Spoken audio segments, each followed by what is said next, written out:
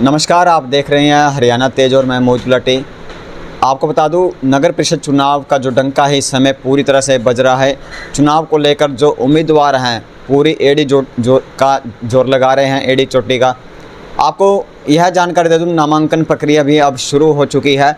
ऐसे में सबसे पहले जो पार्टी है, राजनीतिक दल है, इनेलो ने अपने प्रत्याशी की घोषणा की है। उमा गर्ग को यहाँ कैथल से चेयरपर्सन पद के लिए उम्मीदवार बनाया है, चुनावी रण में उतारा है। सबसे पहले हम आज उन्हीं से बात करने आए हैं।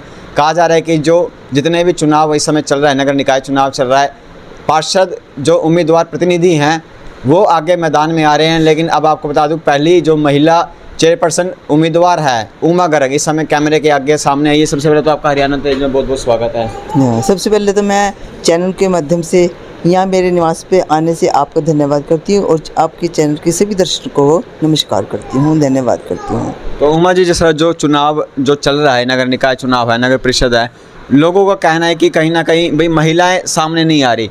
अब आप उनको क्या जवाब देना चाहेंगे? सबसे पहले नहीं, महिलाओं को आना चाहिए आगे और महिलाओं की सुरक्षा के लिए हम ठोस कदम उठाएंगे।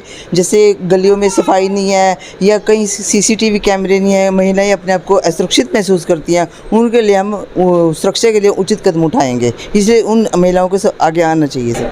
तो मैंने एक इंटरव्यू भी किया था, बता दूं आपको, सोनाली चौधरी जी, उनका कहना है कि जो शिक्षित महिलाएं हैं उन्हें चुनावी रण में उतरना चाहिए। आप शिक्षित, आप पहले जनता को बता दीजिए, आप कितनी शिक्षा आपने ग्रहण करी? मेरी क्वालिफिकेशन MA M.Ed हूँ और मैंने under district primary education programme में लेक्चर पद पर कार्य भी किया है। और महिलाओं के लिए हम जो भी मतलब बहुत अच्छे से उनकी सुरक्षा के लिए उचित कदम उठाएंगे। तो एक महिला होने के नाते आपको क्या लगता है कि किस तरह की जो समस्याएं एक गृहिणियों को, महिलाओं को नगर परिषद से संबंधित जूझना पड़ता है? हाँ, वो जैसे कार्यपालिका में जाते हैं और टैक्स भरना होता है, साफ़ सफाई नहीं होती, कर्मचारियों को उचित टाइम पे वेतन नहीं मिलता और आपस में अफरा तफरी मची रहती है, पार्किंग की व्यवस्था नहीं है।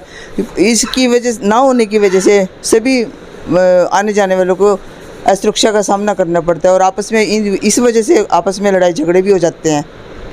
तो चुनावी रण में आप भी लोगों के पास जा रहे हैं, डोर टू डोर? हाँ जी, हम डोर टू डोर सर्वे कर जा रहे हैं वोट मांगने के लिए और सभी को बहुत अच्छा रिस्पॉन्स हमें मिल रहा है। तो किस तरह का, अगर जो पार्टी की तरफ से आपको आशीर्वाद पूरी तरह से मिल गया? हाँ, पूरी तरह से हमारी पार्टी ने हमें सुना, हमें बहुत अच्छे से उन्होंने आशीर्वाद दिया और हमारी पूरी तरह से वो मदद कर रहे हैं। तो अगर देखा जाए तो जैसे चुनावी जो रण है इस समय पूरी तरह तेज हो रहा है, तो जिस तरह महिलाओं के लिए आपने बता दी, नगर परिषद से संबंधित जो भी समस्या आपने बता दी, हाउस टैक्स को लेकर समस्या आती है, सफाई को लेकर समस्या आती है, आप किस तरह का जो वादा है वो लोगों से करती हैं? हाँ, नहीं, मैं जनता से अभी पहले भी ये दूसरी पार्टियों के भी चेयरपर्सन आए हैं, जैसे कांग्रेस के आए हैं या बीजेपी के आए हैं, तो सभी भ्रष्टाचार के आरोप में फंसे हुए हैं सभी वो। और मैं जनता से अपील करती हूँ कि मैं अपने पूरी ईमानदारी और निष्ठा से इस पद पर रहकर कार्य करूँगी। जो भी जनता की प्रॉब्लम्स हैं, समस्याएं हैं, उनका सेवाओं के लिए हमेशा तत्पर रहूँगी और ईमानदारी से उनका कार्य करूँगी मैं। तो कहीं ना कहीं आप देख सकते हो जो उमा रानी जी हैं, इन्होंने साफ तौर पर दूसरी पार्टियों के ऊपर जो लगातार जो भ्रष्टाचार के जो आरोप लग रहे हैं उस पर कहीं ना कहीं निशाना साधा है। इनका कहना है कि अगर इन्हें चेयरपर्सन चुना जाता है तो ये भ्रष्टाचार मुक्त नगर परिषद बनाने का जो काम है वो करेंगे। इनके साथ जो हमारे जो नगर परिषद चुनाव के जो इनेलो के जो उम्मीदवार चुने गए हैं, उमा गर्ग के जो प्रतिनिधि हैं सतीश गर्ग है, उनसे भी बातचीत कर लेते हैं। किस तरह के जो चुनावी रण में जो चल रहे हैं, किस तरह का जो लोगों का समर्थन है, किस तरह का मिल रहा है आपको? सबसे पहले तो आप मेरे निवास पे आए, मैं आपका स्वागत करता हूं और तेज चैनल के माध्यम में सभी दर्शकों को शुभकामनाएं देता हूं। तो सीजी मार्केट में आप उतर रहे हैं, किस तरह की जो लोगों के पास जा रहे हैं, किस तरह की जो लोगों की शिकायतें वो पता चल रही हैं आपको? हम लगातार लगभग 1 माह से सभी वार्डों में गए हैं। सभी लोगों की आम तौर पर एक ही समस्या है, गलियां टूटी हुई हैं, सीवरेज का पानी बाहर निकल रहा है, जो कार्यालय के कार्य हैं वो समय पे नहीं होते, कर्मचारी हड़ताल पे रहते हैं, कर्मचारियों को टाइम पे, कर्मचारी भी सही जा रहे हैं हड़ताल पे क्योंकि उनको वेतन नहीं मिलता। उन्हें अपनी मजदूरी मेहनताना लेने के लिए ही वो सड़क पे जाते हैं, हड़ताल करते हैं क्योंकि उन कर्मचारियों ने भी अपने बच्चे पालने हैं, उनके राशन पानी का प्रबंध करना है, उनकी बच्चों की फ़ीस का प्रबंध करना है, बुज़ुर्गों की स्वास्थ्य के लिए, चिकित्सा के लिए दवाई का भी प्रबंध करना है। और आप देखेंगे पार्किंग ना होने की वजह से वाहनों की टक्कर होती है, जिससे लड़ाई झगड़ा बढ़ता है, अशांति फैलती है, और जो असामाजिक तत्व हैं इस भीड़ का फ़ायदा उठाकर महिलाओं के लिए छेड़खानी करते हैं और छीना झपटी करते हैं। दूसरा, नगर परिषद द्वारा टैक्स तो टाइम पे लिया जाता है, अच्छा मतलब अवैध रूप से भी वसूली की जाती है। मतलब इसके बदले में नगर परिषद का कर्तव्य है, फ़र्ज़ है, ड्यूटी है, कंज्यूमर एक्ट के तहत भी ड्यूटी है, वो उनको वो सेवाएं समय पर उपलब्ध कराए। मगर ना तो पानी की, स्वच्छ पानी की व्यवस्था है, ना जन्म प्रमाण पत्र या कोई भी सरकार की या प्राइम मिनिस्टर की जो योजना है उसका सभी को उसका लाभ मिल पाता है। और मैंने स्वयं एक बात देखी है, जो इनका या तो जानबूझ के हेरा फेरी कर रही है सरकार, या सॉफ्टवेयर उन्होंने गलत परचेज कर रखा है। उस सॉफ्टवेयर की वजह से उनमें आंकड़ों को सही नहीं दर्शाते। जैसे आपने टैक्स जमा कराया तो आपने तो टैक्स कमेटी में जाकर जमा करवा दिया, लेकिन वो उसकी आईडी पे और उसके खाते में वो नहीं जाता। फिर आप क्या करते हैं, बाहर कंप्यूटर सेंटर बने हुए हैं, उनमें आपने कहीं 100 रुपये, कहीं 200 रुपये दे के वो अपना खाता चेक करवाना होता है, और उस खाते के अंदर वो बताते हैं कि भी आपके अंदर तो टैक्स जमा नहीं है। कहीं ना कहीं आपको भी परेशानी आई इसमें? मुझे स्वयं आई है, और मैंने नगर पालिका के कार्यकारी अधिकारियों को इसकी शिकायत भी दी, और उसके बाद वो उस समस्या से निदान नहीं कर पाए और ना उसको ठीक कर पाए। फिर मैंने बाहर जाकर भी वो पैसे की ज़्यादा पैसे देकर उसका प्रमाण पत्र लिया, और मैंने पैसे की पेमेंट भी की। और मैंने एक कमाल की बात बताता हूँ, मैंने 2022-23 का टैक्स अभी भरा कोई 15 दिन पहले, उसको भी वो दर्शा नहीं पाई। यह समझ में नहीं आ रहा, जिस जनता को एक बार टैक्स जमा करवा दिया और उसको नोट यूज की ज़रूरत नहीं, शायद वो 10 साल भी न जाए, इसका मतलब तो वो पैसा किस खाते में जा रहा, इसका ऑडिट होना चाहिए, ये पैसा कहाँ जा रहा है, ये बहुत तगड़ा घोटाला हो सकता है। अच्छा, कहीं ना कहीं भ्रष्टाचार चरम सीमा पे है। एक नहीं, आप वहाँ खड़े होंगे, किसी की असेसमेंट ठीक नहीं है, किसी को कोई रिकॉर्ड ही नहीं उपलब्ध हो रहा, किसी को यही नहीं पता है इस सीट का कार्य कौन करेगा, इस सीट का उत्तरदायी कौन है, कोई है ही नहीं है, कोई रखरखाव नहीं है, कोई जिम्मेवारी नहीं है, अव्यवस्था फैली हुई है। और वहाँ अधिकारियों में और प्रशासन में कोई आपस में तालमेल भी नहीं है।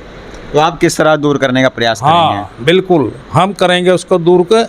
हम म्युनिसिपल एक्ट के अनुसार उसमें स्टाफ को वो इंस्ट्रक्शन देंगे, उसके अंदर जो भी सर्विस देने का निर्धारित समय दिया गया है उसमें जो कर्मचारी अधिकारी नहीं करेगा उसके खिलाफ उस नियम के तहत एक्शन लिया जाएगा। जब किसी कर्मचारी के खिलाफ जानबूझकर वो रिश्वत के आरोप में, उसको लेट करने के आरोप में जब उसकी एक्सप्लेनेशन होगी तो उसको कारण बताना पड़ेगा। तो आप सबसे बड़ा भ्रष्टाचार का मुद्दा लेके चल रहे हैं लोगों के बीच? भ्रष्टाचार का, विकास का, और जो प्रॉब्लम है कर्मचारियों की भी प्रॉब्लम है। जो कर्मचारी बिल्कुल निचले स्तर के हैं, मैं तो कहता हूँ वो शहर की सफाई का जुम्मा है उनके पास, और सफाई ना होने से बीमारियाँ फैलती हैं तो फिर स्वास्थ्य भी ख़राब होता है। फिर डॉक्टरों के पास जाके उनको अपनी जेब भी ढीली करनी पड़ती है। जब जेब ढीली करती होगी उन पर एक और बोझ पड़ जाता है। तो ये सरकार की बड़ी जिम्मेवारी है। ये जो डिपार्टमेंट है नगर परिषद का, ये बहुत आवश्यक सेवा के तहत आता है, क्योंकि चाहे पानी की समस्या हो, चाहे सड़कों की है, चाहे स्ट्रीट लाइट की है, ये सारा का सारा निदान नगर परिषद ने ही करना है और ये हमारा नहीं हो रहा। नामांकन कब दाखिल करने वाले हैं आप? हम नामांकन अभी 1-2 नोडूज रह गया लेना, ये लेके हम जल्दी कर देंगे। तो आप देख सकते हो, तो सतीश गर्ग जो उमा गर्ग के जो चेयरपर्सन उम्मीदवार के जो प्रतिनिधि हैं, इन्होंने सबसे बड़ा जो मुद्दा है वो भ्रष्टाचार का मुद्दा उठाया कि किस तरह जो लोगों को परेशानी का सामना जो करना पड़ता है नगर परिषद में, चाहे वो हाउस टैक्स को लेकर हो या अन्य मुद्दों को लेकर, इन्होंने कमेटी में घेरा, नगर परिषद को भ्रष्टाचार के रूप में घेरा है। तो एक बार फिर उमा गर्ग के पास हम चल पड़ते हैं। आप लोगों के बीच जाकर किस तरह का जो आह्वान है वो कर रही हैं चुनाव को लेकर, वोट को लेकर?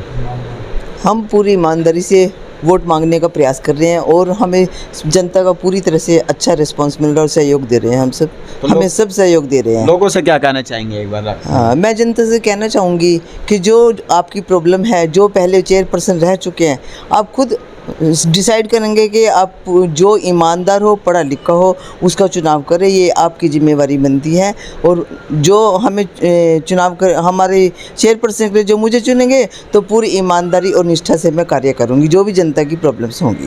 तो आप देख सकते हो, कहीं ना कहीं इनका साफ कहना है, अगर आप जो कैथल की जो जनता है वो नगर परिषद की कुर्सी पर ऐसे चेयरपर्सन का चुनाव करे जो शिक्षित हो, ईमानदार हो, तो यह कहना इनका है। तो आखिर में सतीश गर्ग जी के पास हम फिर चल पड़ते हैं। आप क्या जो लोगों से क्या आह्वान कर रहे हैं?